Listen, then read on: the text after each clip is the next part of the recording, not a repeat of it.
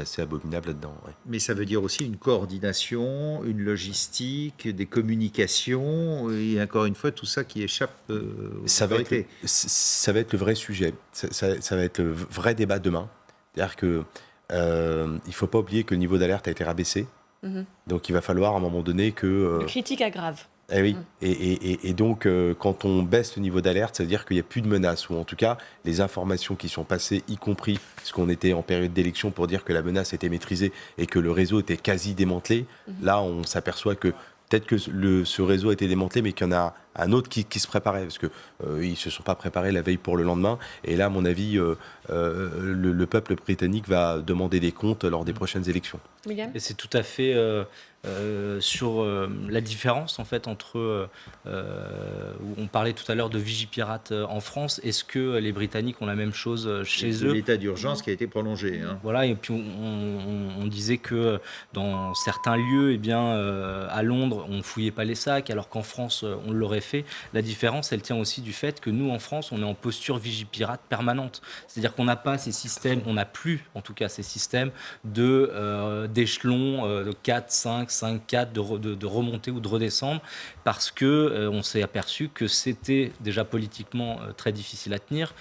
Qui allait prendre le risque de rebaisser, rebaisser cet échelon, et puis qu'au niveau de l'intervention, au niveau des forces de l'ordre, ça n'avait pas trop de sens finalement, dans un contexte de menace permanente, d'avoir à faire en fait le yo-yo sur une échelle de risque. Mais comment, c'est vrai qu'on peut se poser la question, quelques jours après l'attentat de Manchester, ils ont décidé de rabaisser le niveau. Quelles informations ont-ils pu avoir pour se dire, bon, bah, c'est bon, la menace est retombée, alors qu'on sait que voilà, le pays voisin, la France, est toujours en état d'urgence maximale. Quel type d'informations est-ce qu'ils ont pu peut-être avoir pour se dire, bon, bah... Je pense que la principale information, c'est d'une part un réseau qui a été quasi démantelé. La police disait qu'elle avait fait des progrès extraordinaires dans l'enquête. Bon. Et que si vous avez un service de renseignement qui vous dit, bah, pour le moment, on n'a personne dans notre scope et qu'il n'y a pas, voilà, et que ça justifie de baisser la menace. Bon, le Premier ministre, effectivement, s'exécute, d'autant plus qu'on est en période, et il faut rassurer les Britanniques. Là, il y aura un vrai sujet de discussion là-dessus, sur est-ce qu'il n'a pas été finalement assez imprudent de baisser la vigilance des services de sécurité et pour ce résultat. Et on arrive toujours au même constat, qui est que c'est extrêmement compliqué pour les forces de l'ordre de lutter contre cette forme d'attentat low cost. Oui, c'est pareil en France, c'est pareil en Belgique. On a aujourd'hui une vraie difficulté à sécuriser. On ne peut pas tout sécuriser. On ne peut pas sécuriser les bars. Vous allez dans un certain quartier dans Paris, vous avez des bars bondés sur le trottoir, accessibles à n'importe quel véhicule, même pas besoin d'un véhicule bélier, d'un camion bélier. C'est toute la difficulté dans notre pays. C'est de vivre dans un état à permanence. On peut se réfugier nulle part. Comment ? Un pont comme le London Bridge, on ne peut tout à fait. se réfugier nulle part. Quand Donald Trump offre ses services en disant les États-Unis viennent en aide à la Grande-Bretagne, on se souvient que la lutte antiterroriste avait été un des sujets majeurs du précédent G7 en Sicile, et qu'ils avaient encore amélioré l'échange d'informations. Ça aussi, c'est important. C'est important si on regarde à la fois le niveau européen, le niveau international, le niveau européen et le niveau national. On avait l'impression que tout avait été fait, mais ce n'est pas le cas. On peut aller encore plus loin. Non, oui, je pense que nous n'avons pas tout essayé. Si on regarde d'un point de vue européen, il y a avant novembre 2015 et après novembre 2015. On a vu qu'après novembre 2015, notamment avec le PNR, il y a d'autres dispositifs qui ont été mis en place. La liste des passagers dans les avions, mais apparemment France même, les décrets n'ont pas encore été pris là-dessus. Alors, mais il y a quand même des échanges d'informations. Il y a le système Schengen 2, il y a l'Eurodac pour les demandes d'asile, il y a Prüm, le système Prüm qui permet d'échanger notamment sur les casiers judiciaires. Donc il y a des systèmes d'information qui marchent. Il y a aussi des échanges, en tout cas sur le plan un peu humain, c'est-à-dire que la France envoie des personnels, des militaires et des fonctionnaires dans un certain nombre de ce qu'on appelle des hotspots dans un certain nombre de pays, notamment pour filtrer ou pour regarder les Syriens qui passent ou les Français qui seraient tentés de revenir sur le territoire national. Et puis il y a cette réforme qui devrait arriver, cette réforme de la task force annoncée par le président de la République, cette nouvelle version task force qui permettrait justement de lutter plus efficacement, dit-on, contre le renseignement. Mais là encore, on se trompe quand on pense que le renseignement va nous permettre de anéantir cette menace. Ce n'est pas le renseignement. Le renseignement, c'est un outil qui va nous permettre au service soit de la prévention, soit de la répression, mais qui est un outil qui va nous permettre de lutter contre le terrorisme. C'est comme si vous dites, avec une caméra de vidéosurveillance, vous n'allez pas baisser considérablement la délinquance. Elle va se déplacer, elle ne va pas s'arrêter. Il faut aller chercher le mal un peu plus en profondeur. Et au moment où vous parlez un peu après 2h du matin, 2h03 sur LCI, on vous rappelle au moins cette double attaque qualifiée de terrorisme maintenant par la police britannique. Ça a commencé sur le London Bridge, au centre de Londres, une camionnette blanche qui aurait foncé sur la foule à plus de 80 km/h. On parle de plusieurs victimes, plusieurs morts, et à côté, au Borough Market, eh bien, peut-être des hommes armés de couteaux qui seraient attaqués à des passants. C'est tout ce quartier du centre de Londres qui est bouclé depuis 10h du soir, heure locale, 11h, heure de Paris, et la police qui rechercherait également 3 suspects, une espèce de chasse à l'homme, 3 hommes qui seraient toujours armés de couteaux. Parallèlement, la Tamise est ratissée par des patrouilles fluviales à la recherche d'éventuelles victimes qui auraient été éjectées du pont. Plusieurs stations de métro ont été fermées et les incidents sont toujours en cours au moment où nous parlons. Et on va rejoindre Sonia Delstall-Stopper, correspondante pour Libération. Vous êtes donc à Londres, Sonia. Vous disiez, il y a donc cette double attaque terroriste, la police l'a annoncé, et on ne parle plus de Vauxhall. Ce serait un accident qui n'aurait rien à voir en fait. Oui, absolument. Il s'agit d'un incident effectivement qui implique une attaque à l'arme blanche, mais qui n'est pas lié du tout à effectivement les incidents qui sont désormais officiellement qualifiés de terroristes donc de London Bridge et Borough Market. Donc il s'agit plus probablement d'une bagarre ou en tout cas d'un délit ou d'un incident qui est séparé et qui n'est pas lié aux incidents terroristes de London Bridge et Borough Market. Pour le moment, les informations tombent toujours au compte-gouttes en termes effectivement de bilan, etc. On parle pour le moment uniquement d'un mort ou plus. Il n'y a pas d'autres éléments. Il y a un message des services des ambulances qui vient d'être diffusé et qui signale, en fait, qui remercie le personnel des ambulances qui s'est proposé pour venir travailler pendant la nuit, et qui les remercie et leur dit qu'ils ont suffisamment de staff et de personnel pour gérer la situation. Est-ce que cela signifie que le nombre des blessés n'est pas trop élevé? Je vous livre cette information telle qu'elle vient de tomber, donc on ne peut pas non plus en tirer trop de conclusions, mais apparemment aucun personnel n'a été appelé en renfort, en tout cas pour les ambulances à l'heure actuelle. On en est encore une fois, cet élément sur 3 suspects qui seraient recherchés par la police n'est pas confirmé ni par la police ni par la première ministre, donc qui a confirmé l'incident terroriste. Pour le moment, on n'en sait pas plus. Donc l'incident, le quartier est effectivement bloqué. Il n'y a plus que 2 stations de métro, donc celle de London Bridge et de Borough Market, qui sont fermées au public. Les autres stations ont rouvert. Donc, est-ce qu'on se dirige vers un retour au calme? Je ne peux pas vous le confirmer. Mais en tout cas, on en est là à l'heure actuelle. Et on aura probablement, dans les heures qui viennent, peut-être les minutes, un bilan un petit peu plus précis de la situation. Pourquoi d'ailleurs, messieurs, toujours aucun bilan? Parce que c'est extrêmement difficile de récolter l'information, de faire le tri de ce qui est vrai, de ce qui est faux. Parce qu'aussi, à Londres, il y a plusieurs hôpitaux et que sans doute, vu que ça s'est passé à 2 endroits, au moins 2 endroits différents, les victimes sont réparties dans plusieurs hôpitaux, et que du coup la remontée d'informations prend un peu plus de temps. Et puis la nuit complique tout aussi. On le disait, il y a des brigades fluviales à la recherche d'éventuelles victimes dans la Tamise là aussi. Avec des lampes torches. Oui, mais moi je pense qu'il y a aujourd'hui, enfin là, à l'heure où on se parle, il y a déjà un premier bilan à la disposition des services de secours.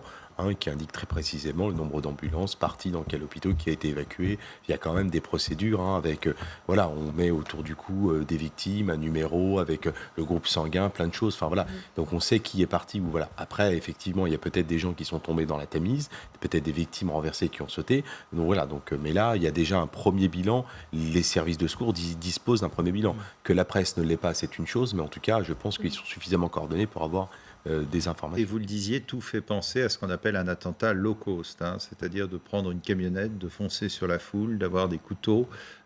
C'était les consignes de l'État islamique de dire faites le maximum de victimes avec le minimum de moyens, en quelque sorte. Attentat low cost, et c'est là aussi toute la difficulté des services de renseignement, parce que évidemment un individu qui projette de commettre un attentat à l'aide d'explosifs forcément remonte davantage dans les radars des renseignements. Pourquoi ? Parce que c'était le cas de Manchester où l'individu était connu. Alors, oui, ce que je veux dire, c'est que par là, c'est que pour créer ces explosifs, ils ont besoin d'aller acheter des précurseurs. Alors certes, même si dans le TATP, les précurseurs peuvent s'acheter dans le commerce, ils peuvent à un moment donné faire une faute et rentrer dans le radar des renseignements. Là, pour louer ou acheter un camion, pour acheter un couteau, c'est très simple. Et c'est pour ça, du coup, que c'est beaucoup plus difficile pour les services de renseignement de détecter ce type de projet d'attentat. On se dit finalement qu'ils arriveront toujours à passer entre les mailles du filet avec une voiture, un couteau. Ouais. Et ce qui est assez frappant, d'abord, c'est cette récurrence. Depuis maintenant quelques temps, à Londres, on a eu un premier attentat avec effectivement un véhicule, un individu qui est rentré, qui a voulu pénétrer dans le Parlement, qui a poignardé un policier. Ensuite, on a eu là qu'on pourrait considérer comme un attentat low cost, puisque pareil avec un couteau. Ensuite, on a eu un attentat qui a été beaucoup plus organisé, avec un réseau derrière, avec du TATP, donc c'était pas rien, avec beaucoup de victimes, avec des repérages. Et là, on retourne sur quelque chose qui semblerait être certes aussi organisé, mais peut-être aussi à bas coût. Donc on a du mal un petit peu à voir, est-ce que c'est un seul et même réseau ? Est-ce que c'est plusieurs réseaux ? L'enquête le dira, mais cette récurrence à la fois, et ce sont ces attentats qui ne sont pas les mêmes. On n'a vraiment pas. On a eu, il y a à peine 15 jours, on a eu des explosifs, c'était quand même assez puissant. Là, on a des individus avec un camion qui. Pas le même mode opératoire. Pas du tout le même mode opératoire. Surtout, c'est dans un temps très rapproché, c'est-à-dire qu'on a l'impression de découvrir en fait finalement toute la palette, l'arsenal possible des attentats, mais dans un temps très ramassé, alors que nous on l'a découvert en France effectivement sur 2 ans, 2 ans et demi, 3 ans. On peut imaginer qu'en ce moment, les services secrets des autres nations européennes se téléphonent, les ordinateurs marchent, on essaye de savoir. Alors là, en l'occurrence, il faudrait déjà qu'il y ait que les Britanniques aient des éléments d'identification, des éléments sur les profils des individus qui ont commis ces attentats. En revanche, ce qui peut se passer, c'est peut-être des interceptions. Par exemple, des pays dits amis qui auraient reçu dernièrement des remontées d'informations, des interceptions faisant état d'une menace particulière sur la Grande-Bretagne. Effectivement, ça peut être transmis dans ce sens-là. Nouveau témoignage sur la BBC d'un témoin sur le London Bridge. J'ai vu une camionnette rouler en zigzag en tentant de faucher un maximum de personnes. Les gens essayaient d'échapper à la course du véhicule. J'ai ensuite essayé d'aider les blessés, des jeunes essentiellement, raconte ce témoin sur la BBC ce soir. Alors on a appris qu'il y avait aussi une réunion du comité Cobra, c'est réunion de plusieurs ministres. Qu'est-ce qu'on peut... vous ne participez pas à ce genre de réunion, mais c'est des réunions d'urgence où il se passe quoi ? Qu'est-ce qu'ils se disent ? Là, en l'occurrence, c'est pour articuler tous les services tous les services publics de la Grande-Bretagne. Dans ces réunions, il y a effectivement la défense, l'intérieur, sans doute là la santé pour la gestion des victimes. Il va falloir coordonner tout ça et la question de est-ce qu'on relève ce niveau de vigilance, comment est-ce qu'on traite les questions qui vont se poser, à savoir sans doute le défaut de surveillance des services de renseignement et est-ce qu'on adopte une posture Vigipirate telle qu'on la connaît en France, c'est-à-dire encore une fois une posture Vigipirate permanente parce que la menace, elle est permanente. Autre témoignage d'un chef cuisinier qui avait du sang sur l'épaule, il était sous le choc. Et il a dit à un autre témoin que 3 personnes avaient attaqué son restaurant avec des couteaux et des machettes. Il semble qu'il y ait eu un peu 2 attaques. D'une part, cette camionnette qui a foncé sur la foule et d'autre part, des hommes qui seraient déployés dans les bars et les restaurants alentours avec des armes blanches. Je ne sais pas si Sonia Delsal est avec nous. Toujours, on la retrouvera un petit peu plus tard, la correspondante de Libération qui est dans le centre de Londres exactement. Ça sent l'attaque coordonnée. Alors on ne sait pas si ces hommes sont sortis de la camionnette ou venaient d'ailleurs, mais en tout cas il y a une coordination très claire des actes terroristes. Ah là oui, à l'heure où on se parle, et les informations qui nous arrivent effectivement tendent à démontrer qu'il y a une coordination. Mais si vous me permettez, en termes de ce qui pourrait se produire demain lors de cette réunion Cobra, je pense que le Premier ministre, je pense qu'elle demandera aussi des explications à ces services de renseignement qui l'ont très certainement conduit au regard des informations qui lui ont été livrées à baisser son niveau d'alerte. Et je pense qu'aujourd'hui, elle a quand même une part de responsabilité, sans pour autant la mettre devant ses responsabilités. Mais je pense que c'est pas anodin comme geste quand on dit on baisse le niveau d'alerte et qu'on se rend compte que quelques jours après, il y a un autre attentat, qui n'est pas aussi sanglant, heureusement, mais qui a un autre attentat. Je pense que c'est ce genre de réunion où on évalue aussi le niveau de la menace. Et si on n'a pas d'informations sur ce qui se passe vraiment en termes de renseignement, on peut pas être... en fait, on est un peu aveugle. Et il ne faut pas oublier que la Grande-Bretagne participe...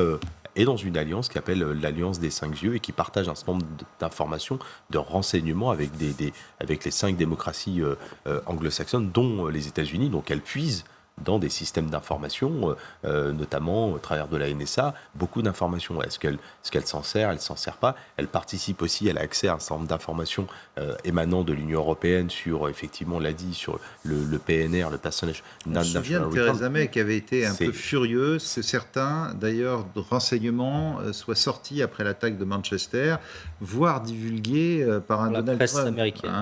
La presse américaine. Donc il y a quand même des échanges. Les services se parlent constamment. Beaucoup plus entre la Grande-Bretagne et les États-Unis qu'entre la Grande-Bretagne et un certain nombre de pays européens par leur histoire. Ils ont une histoire très particulière. Et donc on peut s'attendre à ce que demain, il y ait quand même une rencontre assez animée. Quand on baisse ce niveau d'alerte comme ça, de critique à grave, concrètement, il se passe quoi en fait? Il y a peut-être un peu moins, c'est pas qu'il y a une vigilance qui est relâchée, mais il y a peut-être un peu moins de force de sécurité sur la voie publique, on mobilise peut-être moins les services de renseignement, l'attention n'est peut-être pas focalisée sur la même chose. Je ne sais pas comment la Grande-Bretagne fonctionne sur ce genre de dispositif, mais c'est vrai que nous, on va peut-être, si demain on décide de redescendre le plan Vigipirate, on va peut-être avoir non plus 10 000 policiers, mais peut-être 5 000 policiers et militaires dans le cadre du dispositif Sentinelle. On va peut-être stopper l'état d'urgence, on va peut-être prendre des dispositions qui vont mettre sur la voie publique peut-être un peu moins de policiers et de fonctionnaires. Et si vous nous rejoignez sur LCI, il est 2h15, on vous rappelle ce qui semble être une double attaque ce soir, peu après 10h, heure anglaise, 11h chez nous. D'abord sur le London Bridge, dans le centre de Londres, une camionnette aurait foncé sur la foule, faisant plusieurs victimes, plusieurs morts, dit la police, et puis peut-être également des attaques au couteau, non loin de là, dans le quartier de Borough Market, où des blessés ont été repérés par des témoins blessés à l'arme blanche. Par ailleurs, 3 personnes seraient peut-être toujours recherchées en ce moment, porteurs là aussi d'armes blanches dans le quartier, une espèce de chasse à l'homme qui serait toujours en cours en ce moment dans le centre de Londres, la police et la Première ministre Theresa May qui parle clairement d'actes terroristes avant la réunion de matin d'une cellule de crise à Downing Street. Les conditions sont extrêmement compliquées. On est la nuit, on le disait, il y a peut-être des suspects en fuite en ce moment dans des lieux a priori très, très animés. Et la police qui a donné des consignes donc très spécifiques, William, des consignes qu'il est important évidemment de respecter. Oui, consignes qui consistent en fait à ne pas courir, cachez-vous. Voilà, de se cacher, de se barricader, d'éteindre son téléphone portable, en tout cas la sonnerie et la fonction vibreur pour ne pas être repéré. Et puis effectivement aussi à l'arrivée de la police, ne pas entraver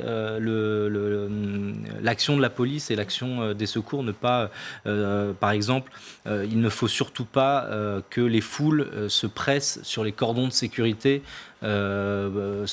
pour voir la scène. Le mieux étant de se réfugier dans les boutiques et de baisser le rideau. Baisser le rideau et d'attendre l'arrivée de la police, la levée de doute et de rentrer chez soi. Aux Champs-Élysées, certaines personnes étaient restées des heures dans les commerces, rideau de fer baissé, avant que les policiers, d'abord, ne contrôlent ce qui se passe derrière et puis les laissent sortir. Alors effectivement, c'est très long. Mais il faut effectivement que les gens prennent leur mal en patience, si on peut dire ainsi, parce que c'est le seul moyen pour les policiers de progresser petit à petit et de lever tous les doutes qui pourraient exister dans un périmètre. Driss Youssef ?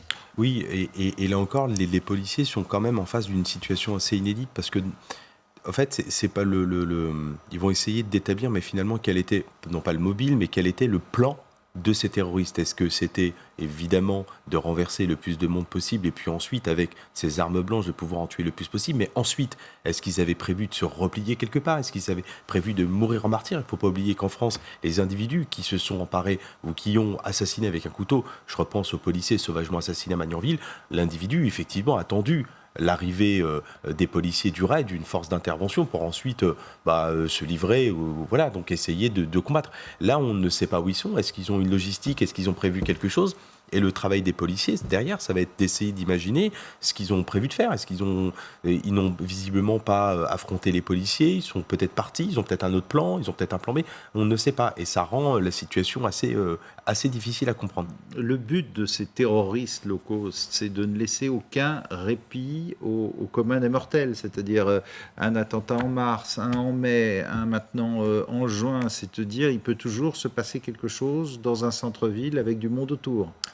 Alors, donc ces locaux, c'est avec n'importe quel moyen, mais on ne sait pas s'il y a une coordination entre ces différents attentats, entre, si on regarde Londres, puis Manchester et encore à nouveau Londres. Est-ce que ces individus étaient connectés? Est-ce qu'il y a quelqu'un qui donne des instructions? Il ne faut pas oublier que maintenant, ces terroristes s'entourent d'un luxe de précaution parce qu'ils se savent surveiller. Ils savent que ce soit la Grande-Bretagne ou n'importe quel pays aujourd'hui a massivement investi dans la cyber-intrusion, dans la cyber-enquête, et par conséquent, ils vont s'entourer aujourd'hui d'un luxe de précaution et ne plus communiquer ni par téléphone ni par voie électronique. Et que par conséquent, on ne sait pas s'il n'y a pas un coordinateur quelque part qui coordonne et qui envoie des ordres papier. Et ça rend vraiment la situation très difficile. William. Et première réaction de l'exécutif en France, puisque Gérard Collomb indique, le ministre de l'Intérieur indique sur Twitter, alors que le Royaume-Uni est à nouveau plongé dans l'horreur cette nuit, je veux dire aux Londoniens notre totale solidarité. C'est le premier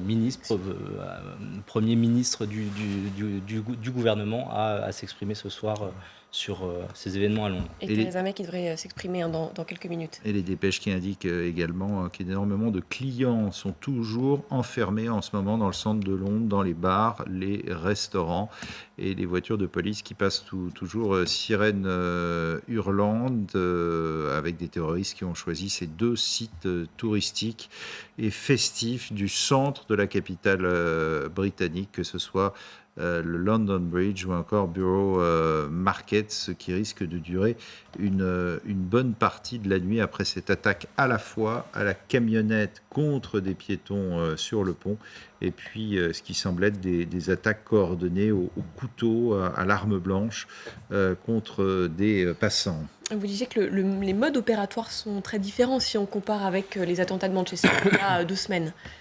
Oui, c'est totalement différent dans le sens où Manchester, on était sur une personne avec un mode opératoire, donc et de l'utilisation d'explosifs. Et là, visiblement, on est sur une attaque coordonnée low cost avec donc une voiture, une camionnette bélier qui fonce dans la foule et l'utilisation, le recours à l'arme blanche et actes commis par plusieurs personnes. Donc voilà, on est vraiment sur 2 faits asymétrique. Est-ce qu'ils sont en lien? Est-ce que ce sont des cellules séparées? On ne le sait pas encore. Évidemment, ça va être tout l'enjeu de l'enquête qui a d'ailleurs débuté à Londres. Alors on signale également des coups de feu qui ont été tirés, mais ça peut être la riposte de la police aussi. Bien sûr. Tout à fait. Mais avec aussi, dans le prolongement de ce qui vient d'être dit, qui est très juste, avec quand même une différence assez notable, c'est-à-dire que l'attentat de Manchester, l'individu a décidé de se faire sauter avec la bombe. Donc c'est un kamikaze. Là, on n'a aucune information qui tende à montrer que ce sont 3 kamikazes. Ils sont partis, ils sont dans la nature, ils se sont sauvés. Donc ils n'ont pas décidé d'affronter les forces de sécurité. Donc il y a quand même une variante. On ne sait pas s'ils ont prévu autre chose. Voilà. Donc c'est ça la grosse difficulté en fait, c'est d'avoir ces potentiels suspects dans la nature, en pleine nuit, dans un quartier animé, et de devoir les chercher. Comment les forces de police qu'on voit sur place, les ambulances, se coordonnent, travaillent entre elles? Alors ils ont fait des exercices, ils font régulièrement des exercices. Alors c'est vrai en France, c'est vrai aussi en Grande-Bretagne, pour se préparer à gérer ce type de situation. Ce qui est sûr là, c'est que sur ces faits-là, la police arrive forcément en premier sur les lieux. Le premier réflexe, c'est et ça c'est vrai. On vous coupe parce que nous avons un expert en renseignement en ligne. Merci d'être en ligne avec nous, Monsieur Shems Akrouf. Que vous inspire ce que vous entendez depuis 23 heures heure française, ces 2 attentats qui semblent coordonner à la fois une attaque d'une camionnette contre des piétons et puis un ou plusieurs individus s'attaquant aux passants avec des armes blanches, des couteaux? Oui, bonjour. Oui, pour l'instant, bien évidemment, on va attendre un peu plus d'éléments des services de renseignement et de police. Mais en tout cas, on peut distinguer déjà qu'il y a une coordination, ça arrive au même moment, sur des vecteurs différents. Donc on a une camionnette, des gens qui se déplacent à pied. Donc ça ressemble un peu au 13 novembre, sans l'aspect explosif et gilet kamikaze. Ce qu'on peut dire, c'est qu'il semble y avoir une forme d'évolution, ce que craignaient beaucoup les services de renseignement américains et les services de renseignement français, c'est que ça se transforme en forme de guérilla. C'est-à-dire que la recherche de la mort en étant martyr va disparaître de plus en plus parce que justement il y a de moins en moins de vecteurs sécurisés pour les terroristes pour échanger entre eux et qu'on va avoir tendance à avoir des cellules autonomes qui vont pouvoir se déployer, créer ce qu'on appelle un acte terroriste et pas forcément attendre l'arrivée des forces de l'ordre pour chercher la mort. Et c'est ce qui peut donner une forme d'évolution de ces actes qui va être de plus en plus difficile à identifier, à quantifier et bien évidemment à prévenir. Comment travaillent les forces de l'ordre? Quelles sont les prochaines étapes pour les forces de l'ordre? Tout d'abord, être sûr qu'il n'y a pas encore une autre cellule qui est en attente d'agir, de ne pas mobiliser tous les moyens de secours et de police, de limiter le périmètre de la zone d'action des terroristes pour sauver le maximum de gens. Et ensuite, parallèlement, donc là, on a les organes de police qui vont travailler sur ces individus et les organes de renseignement qui vont essayer de remonter rapidement les échanges numériques, téléphoniques sur les lieux d'incidents, remonter évidemment tout ce qui peut être fibre, empreinte sur les véhicules ou tout ce qui a pu être touché par les terroristes, exploiter la vidéo et essayer de remonter le fil, d'où ils viennent, à qui appartient le véhicule, et essayer de remonter des liens pour loger au moins la logistique et bien évidemment démanteler une cellule si les éléments leur permettent de le faire. C'est un peu le pire des scénarios ce soir. Une grande ville prise en otage par plusieurs attaques, un bilan encore incertain, des morts. Ça veut dire que cette sécurisation du quartier risque de durer toute la nuit en fait. Oui, tout à fait. Ça va mobiliser les forces de l'ordre toute la nuit. Mais ce qui peut être encore plus aggravant, c'est s'il y a dans la nuit encore un autre acte et que, bien évidemment, ça disperse les forces de l'ordre, ça met en hors-circuit les services d'urgence et qu'on ait ce type d'événements qui se reproduisent de manière régulière, ce qui va déstabiliser le pouvoir politique. Je rappelle qu'on est dans la période du Ramadan, donc il y a beaucoup d'éléments qui permettent de se dire que ça va s'amplifier. En période électorale, législative, avec des élections dès jeudi. Le mode opératoire est extrêmement différent avec celui qu'on a connu à Manchester. Oui, il est différent tout simplement parce que les terroristes s'adaptent, que comme on l'a dit, si c'est du low cost, ils disposent de moins de moyens, ça veut dire qu'ils n'ont pas forcément de l'armement ou des circuits qui leur permettent d'obtenir de l'armement. Donc ils font de manière stratégique ce qu'ils peuvent faire, de l'arme blanche, des véhicules. C'est des choses qu'on a déjà vues. Donc les modes opératoires, selon les moyens, selon ce que peuvent disposer les terroristes, évoluent. Donc ils cherchent toujours les failles. Aujourd'hui, c'est un pont. Demain, ça sera un individu qui s'en prendra dans une rame de métro. Donc ça, on sait que ça évolue et qu'ils cherchent toujours à identifier les failles pour pouvoir agir et semer leur terreur. Oui, mais il est pratiquement impossible d'arrêter une camionnette qui fonce sur une foule ou des hommes avec des couteaux qui s'attaquent à des passants. C'est ce qu'on appelle le terrorisme low cost. Hein. Un accident, maintenant, on pense d'abord à un acte terroriste sans avoir d'éléments. Donc ça veut dire qu'il est impossible de vérifier qui est le conducteur de chaque véhicule, de chaque camionnette, et de pouvoir limiter des choses qui sont imprévisibles. William Molinier, peut-être, que va-t-il se passer demain à Londres? On sait qu'il va y avoir un comité Cobra, c'est l'équivalent de quoi, d'un conseil de défense restreint? Oui, voilà. Autour de la Première ministre. Et surtout avec les services de renseignement qui vont évidemment, on le disait tout à l'heure, avoir des comptes à rendre à la Première ministre britannique, puisque si elle a fait baisser le niveau d'alerte de 5 à 4 sur une échelle de 5, grave, ouais. Voilà, c'est évidemment parce qu'on lui a fait remonter des informations comme quoi la menace était redescendue. Or, semble-t-il, la menace n'est pas du tout redescendue en Grande-Bretagne au vu de ce qui s'est passé ce soir. Et forcément, elle va demander des comptes aux services de renseignement. Pourquoi est-ce que, pourquoi est-ce qu'ils lui ont fait cet état des lieux d'une menace qui, semble-t-il, était moins importante. Et qui l'a incité à baisser la garde.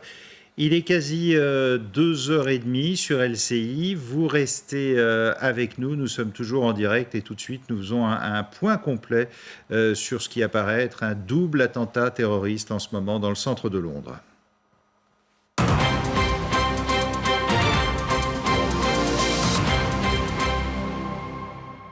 Si vous nous rejoignez sur LCI, ce double attentat donc à Londres, à la fois sur le London Bridge, mais aussi à Borough Market, non loin de là, à la fois une camionnette qui a foncé sur la foule à plus de 80 km/h. Il y a des morts, dit la police, attentat terroriste clairement, et parallèlement attaque au couteau, au poignard par des hommes armés. Merci Sonia Delsal d'être avec nous. Vous êtes la correspondante de Libération à Londres. Quelles sont les informations dont vous disposez cette nuit ? Écoutez, les informations restent encore extrêmement confuses et finalement confuses. On sait donc pour le moment le quartier de London Bridge et Borough Market sont toujours, les quartiers sont toujours bloqués et non plus bloqués à la circulation, bloqués au public. On sait qu'un véhicule, une camionnette blanche a foncé peu après 10h du soir sur la foule en grimpant sur le trottoir sur le pont de London Bridge. A priori, une personne aurait été tuée au moins, a dit la police, sans donner un bilan plus clair. Plusieurs personnes ont été blessées. Des blessés légers ont été vus se dirigeant vers un hôtel pour y être traités par les services de secours. Par ailleurs, successivement ou en même temps, ce n'est pas encore établi, un autre incident s'est déroulé donc à Borough Market, qui est juste au sud, littéralement à la sortie de London Bridge. Et là, à nouveau, plusieurs témoins ont parlé d'individus armés d'armes blanches qui se seraient précipités sur la foule. Il faut savoir que Borough Market, c'est un endroit très très touristique, très très animé, où il y a beaucoup de bars, de restaurants. Ce soir, il fait assez bon à Londres, donc beaucoup de gens étaient en terrasse à l'extérieur. Et pour le moment, on n'a pas de bilan définitif et surtout on ne sait pas si l'incident est terminé ou si la police recherche toujours des suspects. Pour le moment, on n'a pas eu de plus d'informations. En revanche, nous avons la confirmation qu'il s'agit bien d'incidents terroristes. Vous parlez de quartiers extrêmement animés où il y a beaucoup de bars et de restaurants. On va écouter quelques témoignages de personnes qui étaient dans ces restaurants. Oui, j'étais juste à l'extérieur de Borough Market et j'ai vu beaucoup de gens fuir le marché. Il y avait des gens allongés sur le sol. Il y avait un chauffeur de taxi qui a baissé sa fenêtre et qui criait aux gens de courir. Nous avons couru peut-être 100 mètres, puis on a vu des tonnes de voitures de police se présenter. Il y avait une sorte de fusillade assez intense. Je me suis caché dans un sous-sol de restaurant pendant environ 1 heure et on a été là-bas pendant un bon moment. La police nous a dit de sortir et puis il y a eu encore plus de coups de feu. Sonia Delsal, le quartier est encore complètement bouclé. Oui, absolument. Écoutez, le périmètre est absolument bouclé. Des voitures, des véhicules de police, d'ambulances clignotent dans tous les sens. Mais le périmètre a été extrêmement élargi par rapport au tout début de l'incident où c'est uniquement le pont qui a été bloqué. Ensuite, vraiment, au fur et à mesure, à la fois vers le sud du pont et vers le nord du pont, la police a installé un très très large cordon et où effectivement on ne peut plus approcher du tout. Les restaurants, les bars, les cafés, y compris certains hôtels du quartier ont été évacués. On a vu beaucoup de passants sortir des restaurants, des bars avec les mains sur la tête pour montrer qu'ils n'avaient pas d'armes et se diriger vers d'autres stations de métro ou stations de bus. À l'heure actuelle, à l'heure où je vous parle, les seules stations de métro qui restent fermées sont celles de London Bridge et de Borough Market. Parallèlement, effectivement, on parle de blessés, mais on ne sait pas à quel point le nombre de blessés est important ou pas. On a vu certains blessés qui étaient des blessés manifestement relativement légers puisqu'ils arrivaient à marcher, qui ont été traités dans un hôtel proche du quartier ou du lieu. Et on parle toujours effectivement de ces individus, 2 ou 3, voire peut-être même 4, qui se seraient jetés sur la foule armés d'armes blanches. Encore une fois, ce n'est pas confirmé, mais il y a énormément de témoignages de personnes qui étaient en train de boire des verres ou de dîner aux alentours de Borough Market qui expliquent qu'en fait ces individus se seraient jetés un peu au hasard sur certaines personnes dans la foule en les poignardant. Sonia, vous restez avec nous. Réaction des autorités françaises, également avec ce tweet du ministre de l'Intérieur, Gérard Collomb, alors que le Royaume-Uni est à nouveau plongé dans l'horreur cette nuit. Je veux dire aux Londoniens notre totale solidarité. William Molinier, du service police-justice d'LCI, également l'ambassade de France à Londres qui réagit. Alors, l'ambassade de France à Londres donc, qui invite les Français qui n'auraient pas de nouvelles de leurs proches, soit à se rapprocher de l'ambassade, soit de se rapprocher de la police londonienne.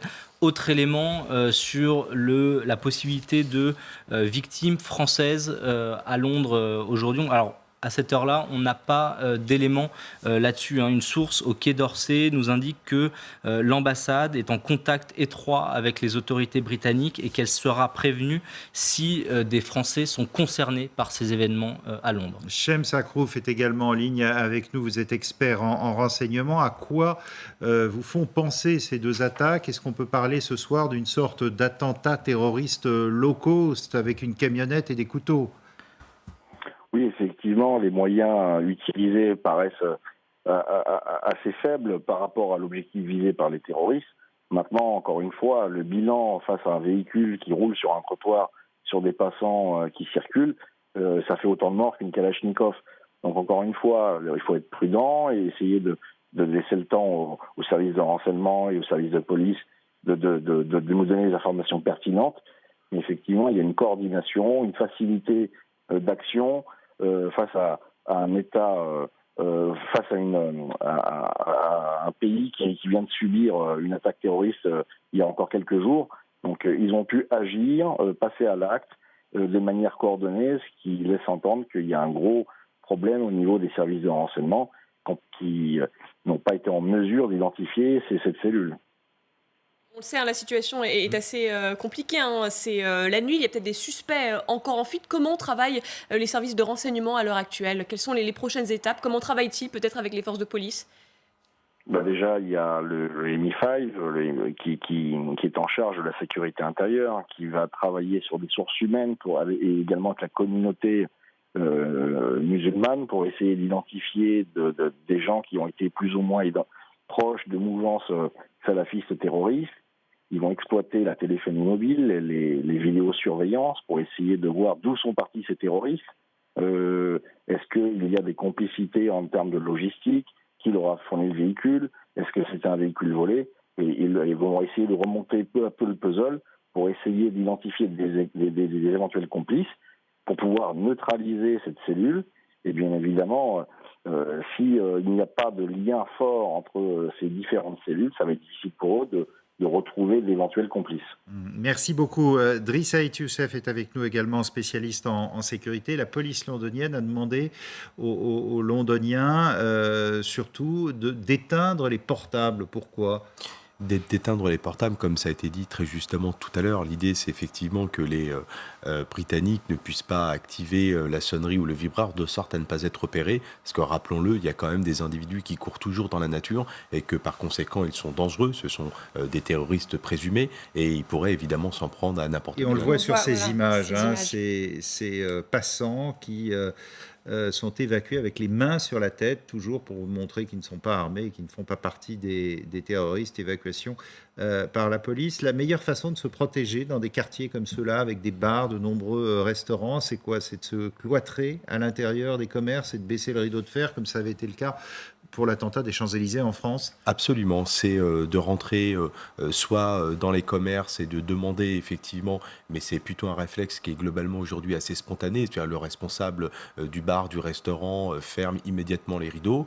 On a aujourd'hui, que ce soit en France ou dans d'autres pays, quand même un mouvement de solidarité où y compris les voisins proposent de venir à la maison, les chauffeurs de taxi proposent de raccompagner les individus. Je pense qu'il y a quand même, dans ces moments-là, il y a quand même un mouvement de solidarité qui s'installe et qui quand même permet, en complément de ce que font les forces de secours et de police, de gérer cette crise tant bien que mal. Double attaque terroriste, la police le confirme. Ça laisse penser à une attaque coordonnée. Une attaque coordonnée et une attaque aussi préparée, puisque ça a eu lieu à deux endroits différents. J'imagine que ces deux endroits, ça a été pensé, ça a été réfléchi. Et, en plein week-end prolongé de la Pentecôte. De la Pentecôte, à une heure alors tardive, mais où il y avait encore beaucoup de monde dans les rues, en tout cas dans les bars. Sans doute le phénomène météo aussi a joué, puisqu'on nous dit qu'il faisait bon ce soir à Londres. On est au début de l'été et que les gens sortent. Exact. On est dans la même configuration que les attentats là-dessus du 13 novembre en France, avec les terrasses. Il faisait beau. Toucher le maximum de victimes sur les terrasses, les bars, les restaurants. Il fait sombre, ça permet aussi aux terroristes peut-être de s'enfuir plus rapidement et de trouver des cachettes également. Qu'est-ce qui va se passer demain autour de Theresa May, où on sait qu'il va y avoir ce qu'on appelle un comité Cobra, c'est-à-dire une sorte de conseil de sécurité assez restreint? Alors ça va être un conseil assez houleux où on va évidemment revenir sur l'état de la menace en Grande-Bretagne, l'état de la menace terroriste, puisque après Manchester, vous savez, on est remonté à un niveau de 5 sur 5 sur l'échelle de la menace. Et on est redescendu. On est redescendu juste après, voilà. On va écouter ce témoignage de ce restaurateur qui se trouvait juste à côté de l'attaque, à 100 mètres du London Bridge. Écoutez. On voit le London Bridge depuis la terrasse de notre restaurant. On a vu des gens crier et courir pour s'échapper. On a commencé à regarder ce qui se passait. Et on a vu que des gens avaient été renversés sur le pont. Et 20 minutes plus tard, des gens sont arrivés en courant dans notre restaurant, clairement pour se cacher. Ils nous ont raconté que le véhicule s'est crashé juste devant eux. Il a tué des gens sous leurs yeux. Donc ils ont tout simplement couru. Ils étaient 9, 4 adultes et 5 enfants. Les adultes étaient vraiment très choqués. Les enfants, je crois qu'ils ne comprenaient pas très bien ce qui se passait. Ils sont restés dans notre restaurant environ 1 heure. Maintenant, on est toujours dans le restaurant. J'ai verrouillé la porte et on attend de savoir si on peut sortir en toute sécurité.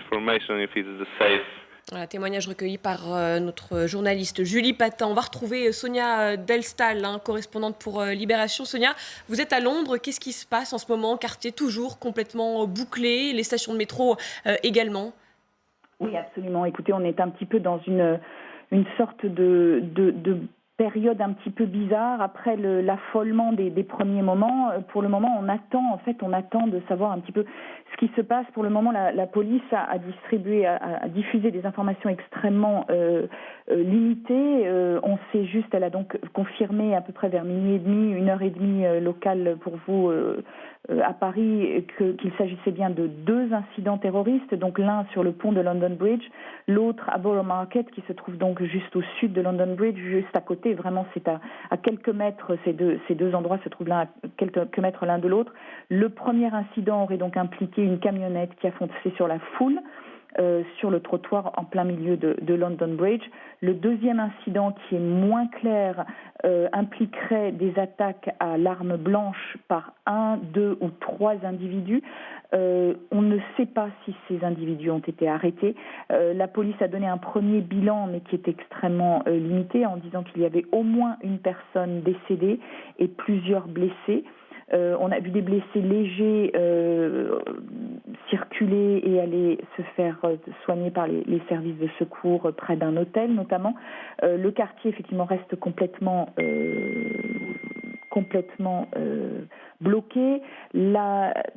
Un journaliste du Daily Telegraph annonce récemment, en gros, avoir entendu 3 explosions près de Borough Market.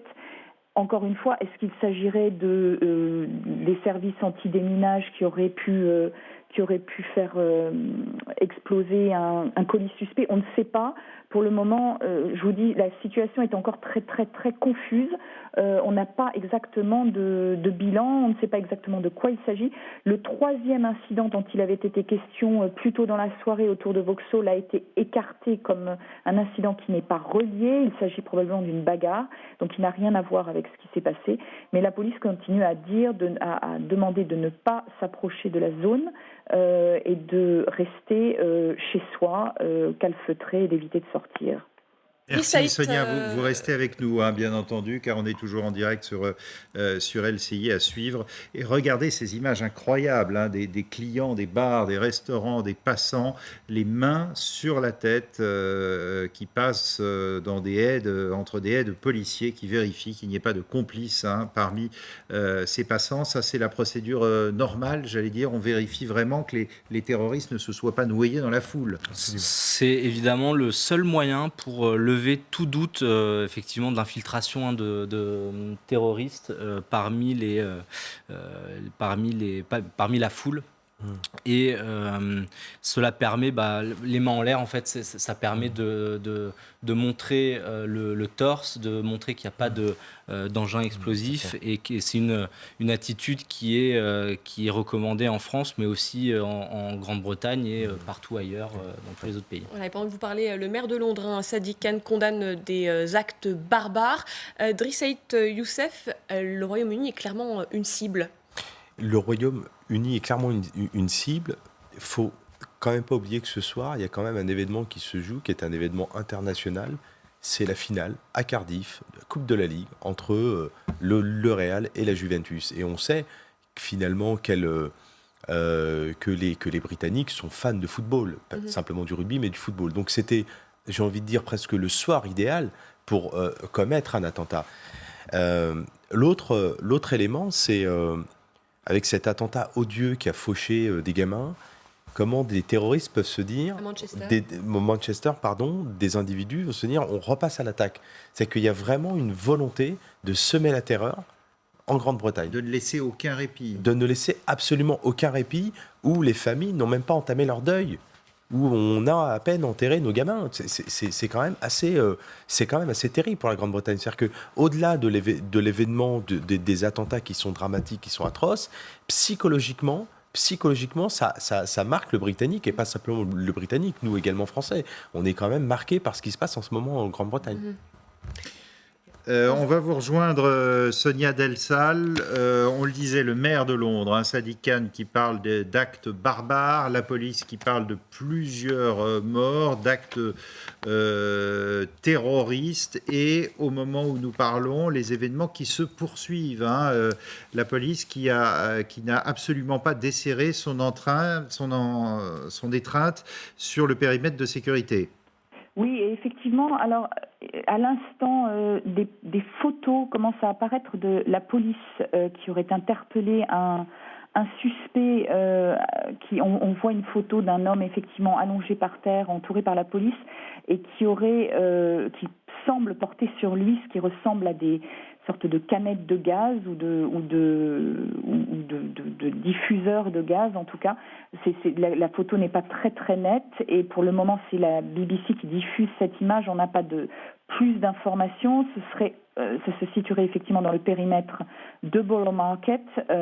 Donc encore une fois, une information à prendre avec prudence, mais c'est pour le moment c'est la dernière image et la dernière information qui semble apparaître, mais il n'y a pas de doute, la situation est encore en train de se dérouler.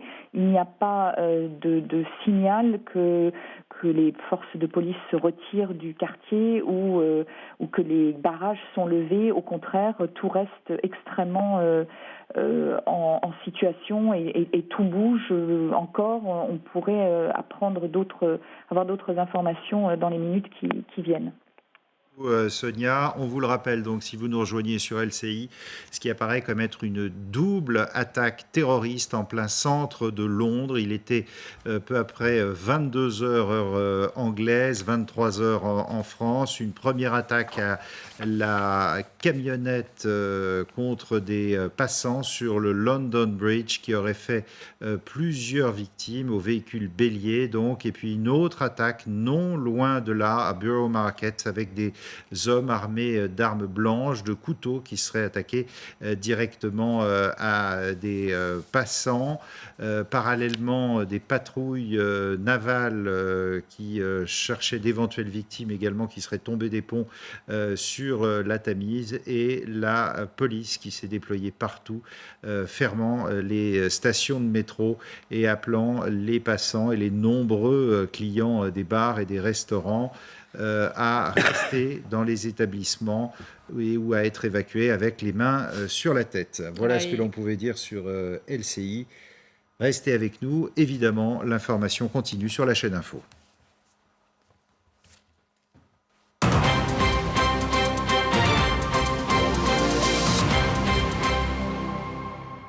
Si vous nous rejoignez sur LCI, ce double attentat donc à Londres, à la fois sur le London Bridge, mais aussi à Borough Market, non loin de là, à la fois une camionnette qui a foncé sur la foule à plus de 80 km/h. Il y a des morts, dit la police, attentat terroriste clairement, et parallèlement attaque au couteau, au poignard par des hommes armés.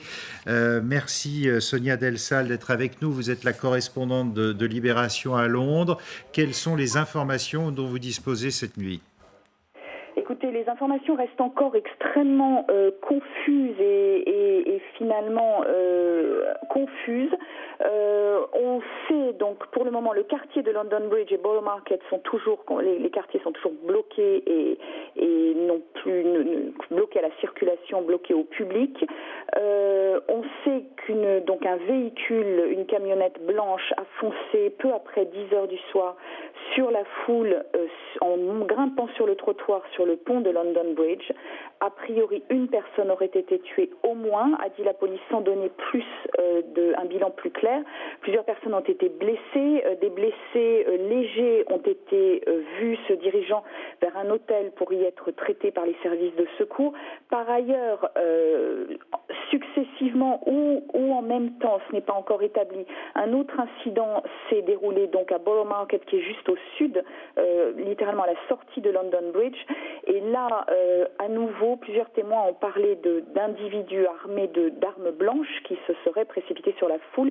Il faut savoir que Borough Market, c'est un endroit très très touristique, très très animé, où il y a beaucoup de bars, de restaurants. Ce soir, il fait assez bon à Londres, donc beaucoup de gens étaient en terrasse à l'extérieur. Et pour le moment, on n'a pas de bilan définitif et surtout on ne sait pas si l'incident est terminé ou si la police recherche toujours des suspects. Pour le moment, on n'a pas eu de plus d'informations. En revanche, nous avons la confirmation qu'il s'agit bien d'incidents terroristes. Vous parlez de quartiers extrêmement animés où il y a beaucoup de bars et de restaurants. On va écouter quelques témoignages de personnes qui étaient dans ces restaurants. Oui, j'étais juste à l'extérieur de Borough Market et j'ai vu beaucoup de gens fuir le marché. Il y avait des gens allongés sur le sol. Il y avait un chauffeur de taxi qui a baissé sa fenêtre et qui criait aux gens de courir. Nous avons couru peut-être 100 mètres, puis on a vu des tonnes de voitures de police se présenter. Il y avait une sorte de fusillade assez intense. Je me suis caché dans un sous-sol de restaurant pendant environ 1 heure et on a été là-bas pendant un bon moment. La police nous a dit de sortir et puis il y a eu encore plus de coups de feu. Sonia Delsal, le quartier est encore complètement bouclé. Oui, absolument. Écoutez, le périmètre est absolument bouclé. Des voitures, des véhicules de police, d'ambulances clignotent dans tous les sens, mais le périmètre a été extrêmement élargi par rapport au tout début de l'incident où c'est uniquement le pont qui a été bloqué. Ensuite, vraiment, au fur et à mesure, à la fois vers le sud du pont et vers le nord du pont, la police a installé un très très large cordon et où effectivement on ne peut plus approcher du tout. Les restaurants, les bars, les cafés, y compris certains hôtels du quartier ont été évacués. On a vu beaucoup de passants sortir des restaurants, des bars avec les mains sur la tête pour montrer qu'ils n'avaient pas d'armes et se diriger vers d'autres stations de métro ou stations de bus. À l'heure actuelle, à l'heure où je vous parle, les seules stations de métro qui restent fermées sont celles de London Bridge et de Borough Market. Parallèlement, effectivement, on parle de blessés, mais on ne sait pas à quel point le nombre de blessés est important ou pas. On a vu certains blessés qui étaient des blessés manifestement relativement légers puisqu'ils arrivaient à marcher, qui ont été traités dans un hôtel proche du quartier ou du lieu. Et on parle toujours effectivement de ces individus, 2 ou 3, voire peut-être même 4, qui se seraient jetés sur la foule avec armés d'armes blanches. Encore une fois, ce n'est pas confirmé, mais il y a énormément de témoignages de personnes qui étaient en train de boire des verres ou de dîner aux alentours de Borough Market qui expliquent qu'en fait ces individus se seraient jetés un peu au hasard sur certaines personnes dans la foule en les poignardant. Sonia, vous restez avec nous. Réaction des autorités françaises, également avec ce tweet du ministre de l'Intérieur, Gérard Collomb, alors que le Royaume-Uni est à nouveau plongé dans l'horreur cette nuit. Je veux dire aux Londoniens notre totale solidarité. William Molinier, du service police-justice d'LCI, également l'ambassade de France à Londres qui réagit. Alors, l'ambassade de France à Londres donc, qui invite les Français qui n'auraient pas de nouvelles de leurs proches, soit à se rapprocher de l'ambassade, soit de se rapprocher de la police londonienne. Autre élément sur la possibilité de victimes françaises à Londres aujourd'hui. Alors, à cette heure-là, on n'a pas d'éléments là-dessus. Une source au Quai d'Orsay nous indique que l'ambassade est en contact étroit avec les autorités britanniques et qu'elle sera prévenue si des Français sont concernés par ces événements à Londres. Shem Sakrouf est également en ligne avec nous. Vous êtes expert en renseignement. À quoi vous font penser ces 2 attaques? Est-ce qu'on peut parler ce soir d'une sorte d'attentat terroriste low cost avec une camionnette et des couteaux? Oui, effectivement, les moyens utilisés paraissent assez faibles par rapport à l'objectif visé par les terroristes.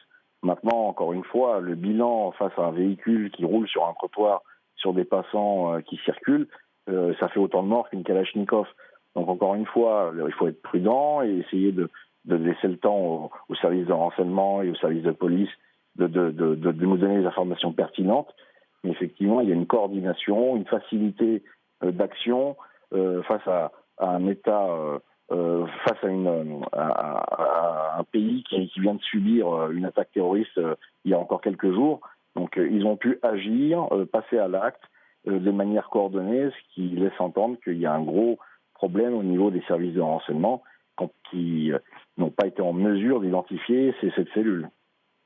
On le sait, hein, la situation est assez compliquée. Hein. C'est la nuit, il y a peut-être des suspects encore en fuite. Comment travaillent les services de renseignement à l'heure actuelle? Quelles sont les prochaines étapes? Comment travaillent-ils peut-être avec les forces de police?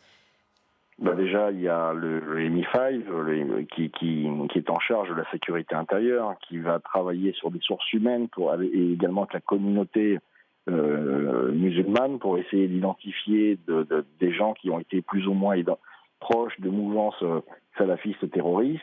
Ils vont exploiter la téléphonie mobile, les vidéosurveillances pour essayer de voir d'où sont partis ces terroristes. Est-ce qu'il y a des complicités en termes de logistique? Qui leur a fourni le véhicule? Est-ce que c'est un véhicule volé?